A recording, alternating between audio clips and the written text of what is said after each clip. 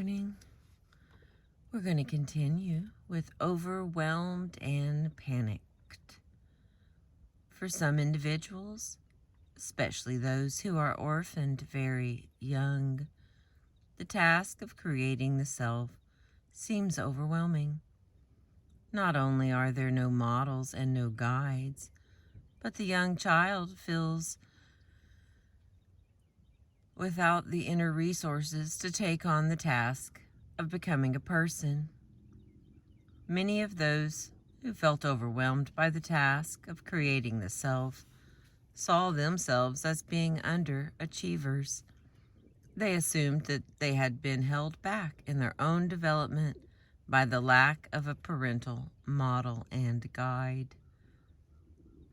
Often they felt behind their peers, as if things came late to them, and the task of having to learn things on their own was so overwhelming that it cost them dearly in time and energy.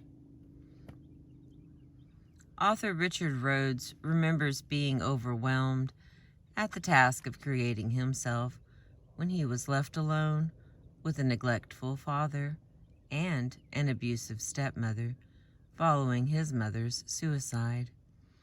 Rhodes searched desperately for the rules that would make a secure and safe middle-class life. He remembers reading Emily Post's book of etiquette, trying to find a prescription for how to live a life and become a person. Many people who are overwhelmed at the task of creating themselves feel scared and frightened. For one man, Jerome, the feeling of being scared was crystallized in the image of him having to run home every day across a barren field in order to get his grandmother's house. Jerome's father died when he was an infant, and his mother left him in the care of relatives until he was 6. Although he was surrounded by aunts and uncles and cousins, Jerome remembers thinking, "I'm the only one here with my last name. There are no others like me." Knowing that he was vulnerable, his cousins would make a game of teasing Jerome as he ran from the ball field to his grandmother's. They would tell him that ghosts and goblins waited in the field for him on his way home. Jerome remembers being terrified, a terror that was part of his childhood. Yet he also remembers feeling that he had no choice but to run across the field. Although his memory pertains specifically to his after-school activities, it also serves as a metaphor for Jerome's feelings about having to become a man on his own. He felt scared, overwhelmed, yet as if he had no other option but to run across that field. There was no other way to get where he had to go.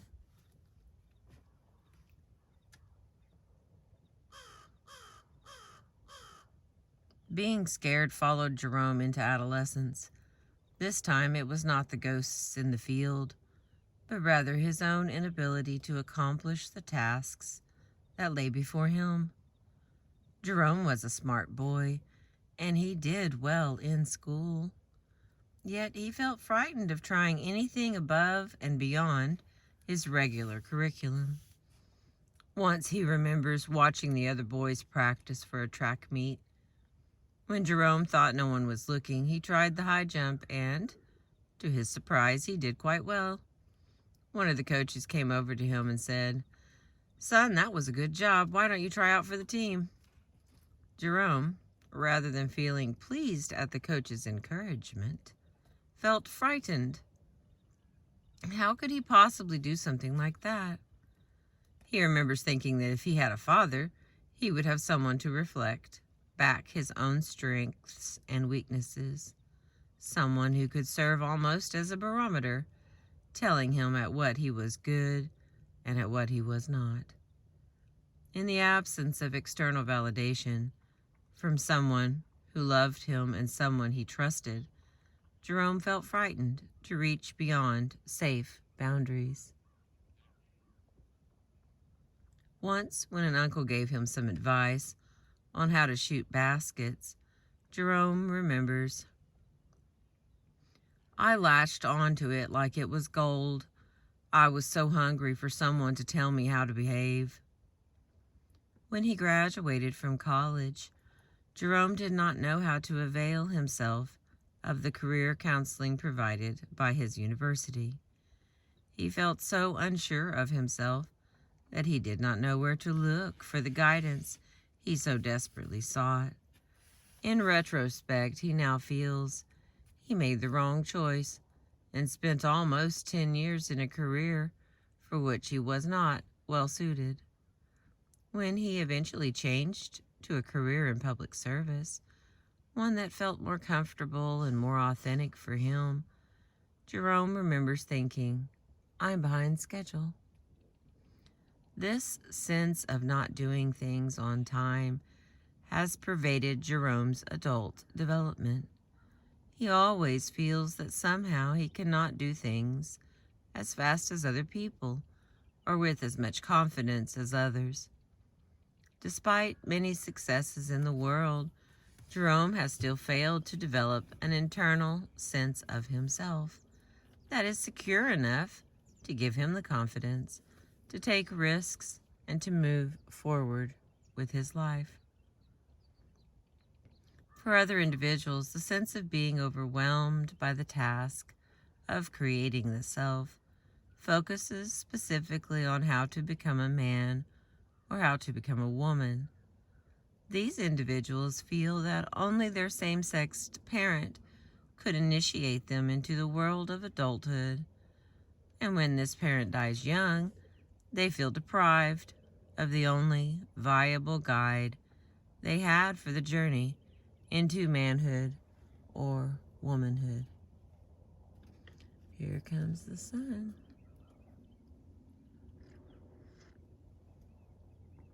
And the next story is Brian's story. When Brian passed his 41st birthday, he became a man who had lived longer than his own father.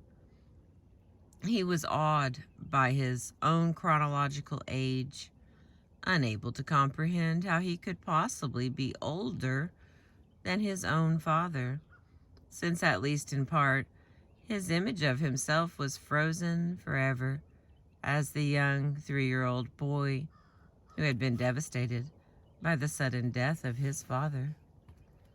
Regardless of whether he is working, relating to his wife and family, or pursuing one of his many interests, the question, "What does it mean to be a man?" forms the subtext of Brian's story. While he has an uneasy sense that he does not have the answer to this all-important question, Brian, like the knights who went off to search for the Holy Grail, is convinced that the image exists. Somewhere there is a template for how to be a man. As he talked about his life, I was reminded of the fairy tales of young boys who go off to seek their fortunes. The story invariably begins with the death of the boy's father, an event that both frees him and impels him on his quest to search for his own identity and to seek his fortune. Should the young boy ask for a clue about the object of his search, he is told, usually by an older man or a wizened woman, "You will know it when you see it." Brian's quest has been marked by the same self-given advice and belief. Although he cannot describe the image of manliness he seeks, Brian is convinced he will know it when he sees it.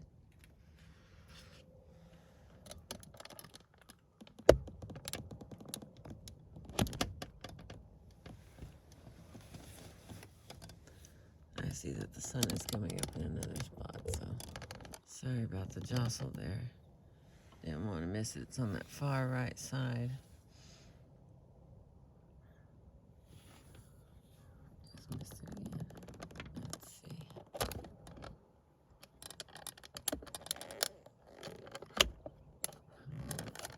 there we go.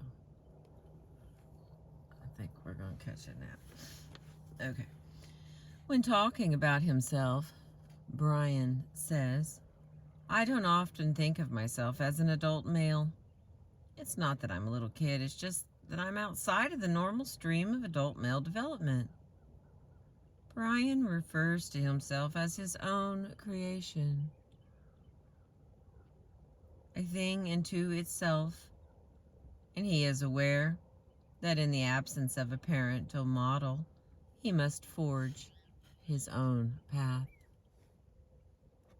For many years, Brian has sought to discover the signposts of adult male development. He reads books, talks to other men, and seeks out mentors, always looking for someone who might teach him what it means to be a man. He wants someone to guide him on his quest to make his journey easier. Brian is a lover of maps and has a collection of maps from far off places.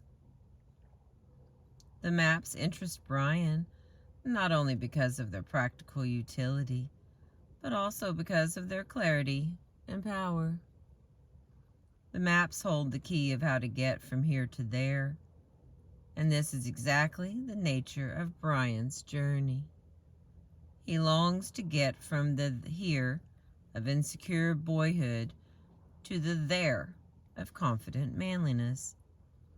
If Brian can just figure out the right map, if he can just study the course carefully enough, the road would be laid out for him and he could proceed on his way.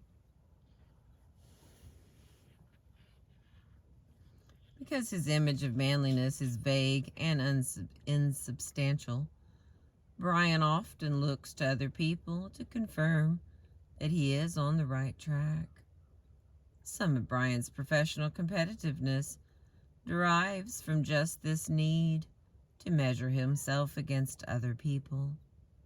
One way that he judges his own adult accomplishment is to look at other men his age and see how he compares. This need for external affirmation persists, despite Brian's suspicions that only boys, not men, need external approval and confirmation of their worth, and his equally strong belief that first and foremost, men are true to themselves, and that satisfaction then comes from within.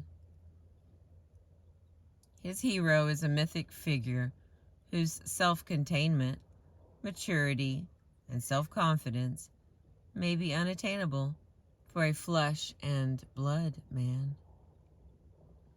Some of Brian's sense of what it means to be a man comes from his few remaining memories of his father, memories which themselves have taken on mythic proportions. In one fragment, almost like a dream, Brian remembers his father taking him to an amusement park where a man wrestled an alligator, eventually taming the creature by putting a stick in its mouth and thus rendering it powerless.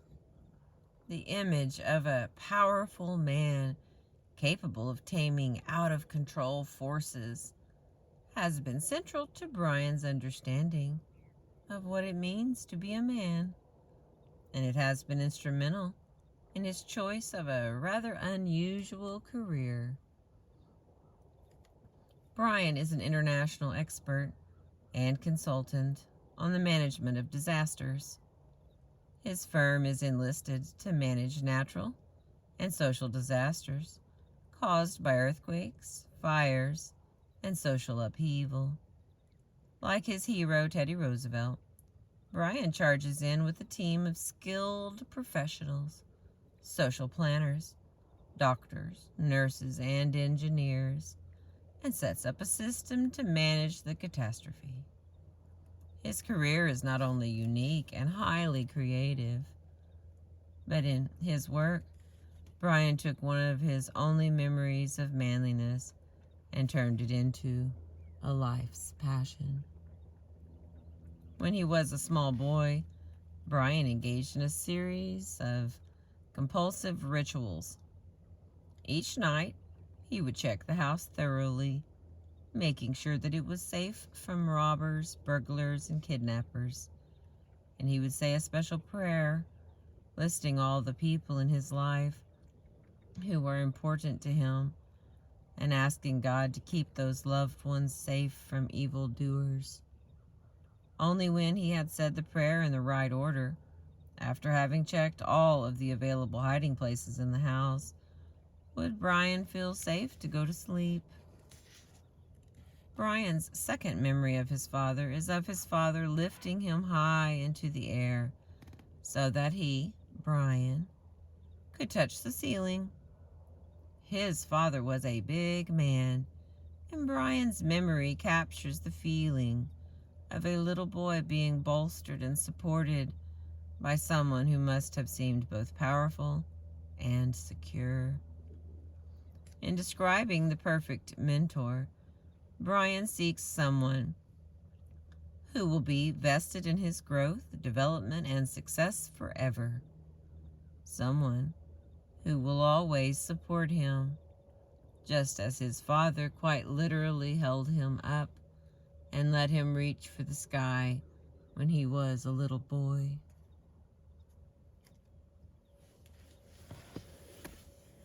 One more time, we're going to adjust this. Sorry for the noise.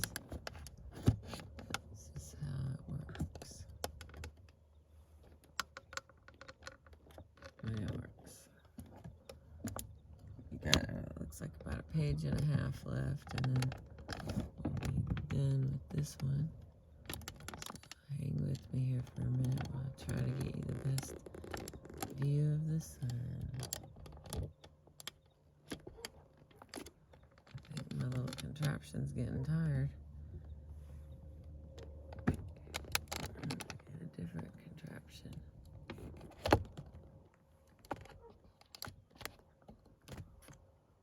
Alright, there we go. Yeah, we're almost done. Stay with me. While growing up, Brian always had the sense that he had something big to do, and was always pleased and a little surprised when he seemed to succeed. In his career, Brian has repeatedly had a similar experience.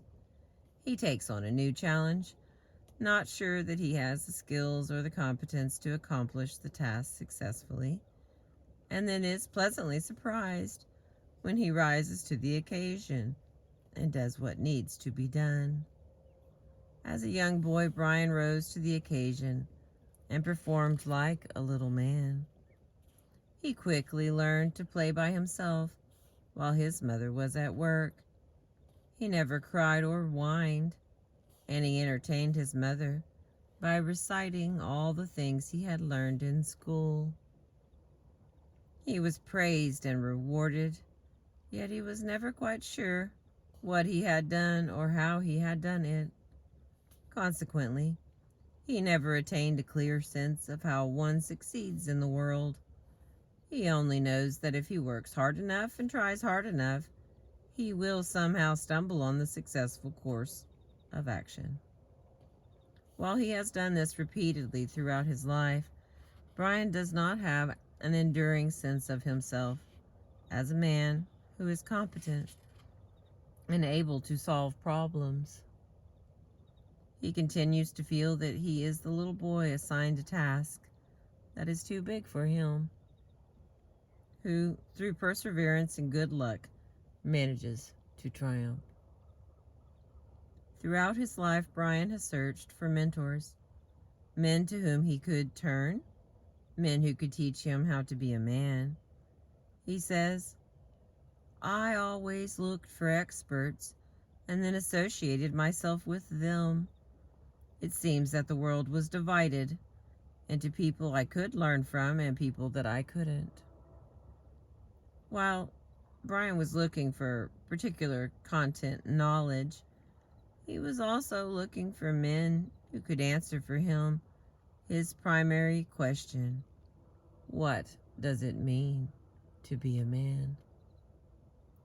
Some of the men he chose to learn from were engaged in physical, stereotypical male behavior.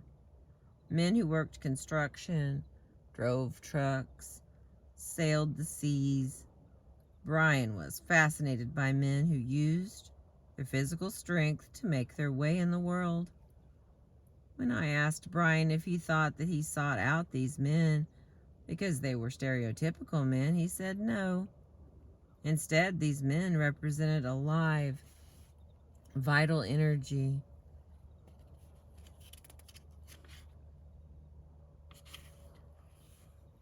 To Brian. Okay. Sorry, I had to switch the page there. Lost myself. Wow, it's beautiful.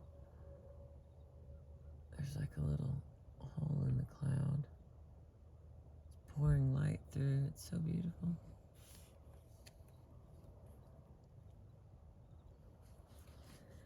The more he and I talked, the clearer it became that what was so attractive about these men was that Brian knew that they were alive. Brian grew up with the image of a dead man for a father.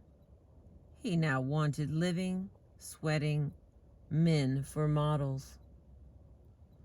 When Brian was 10 years old, his mother remarried.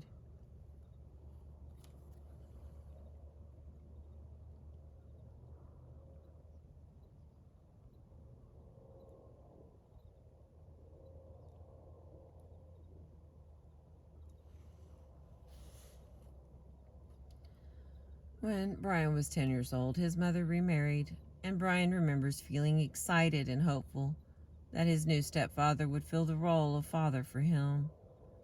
Regrettably, Brian's mother was not interested in her new husband's taking on the role of father with her sons, and she interposed distance between her husband and her sons.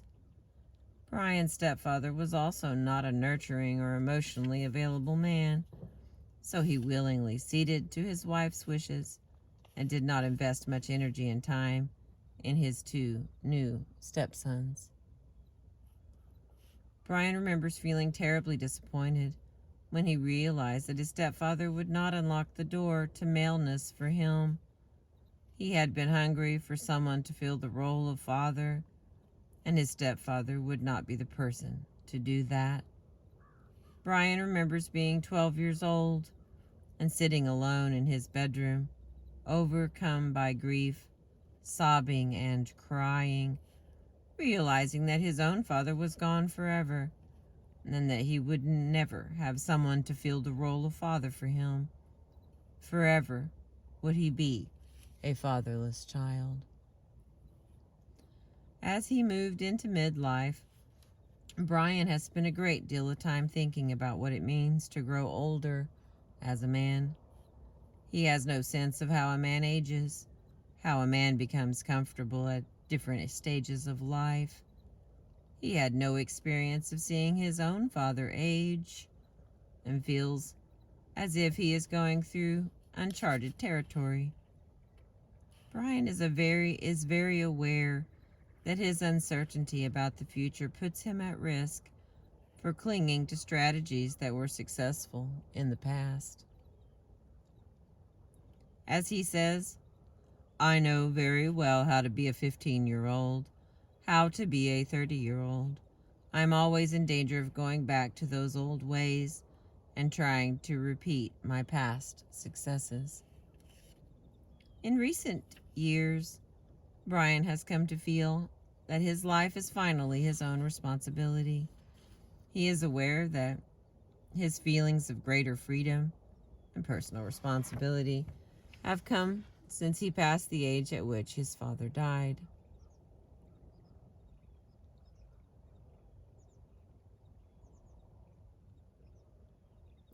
While this juxtaposition of ages sometimes feels like too simple an explanation to Brian, he does feel freed by passing this chronological milestone.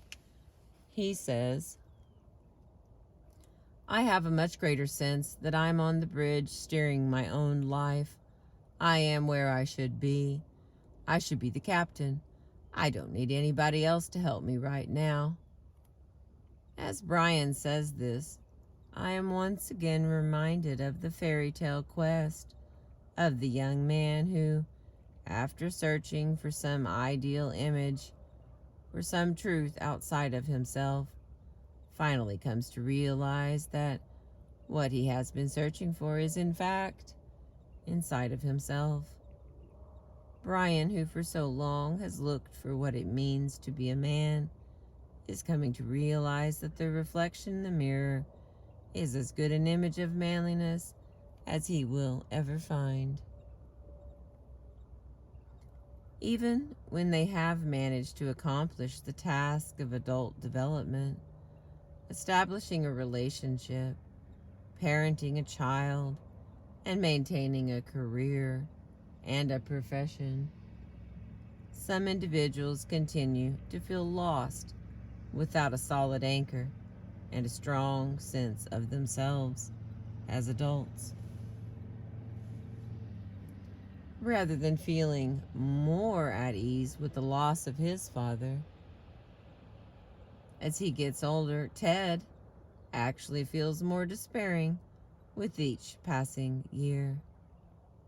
The older I get, the more powerful the loss is.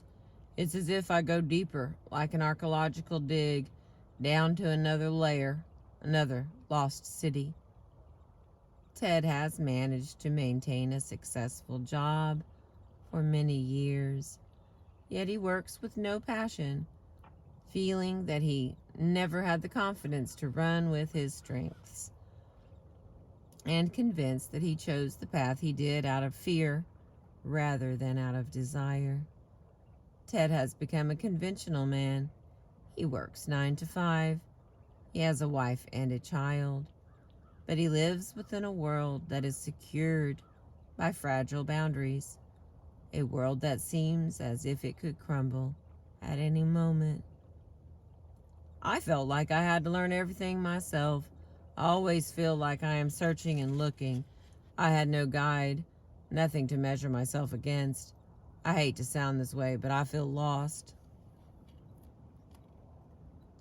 Ted continues to believe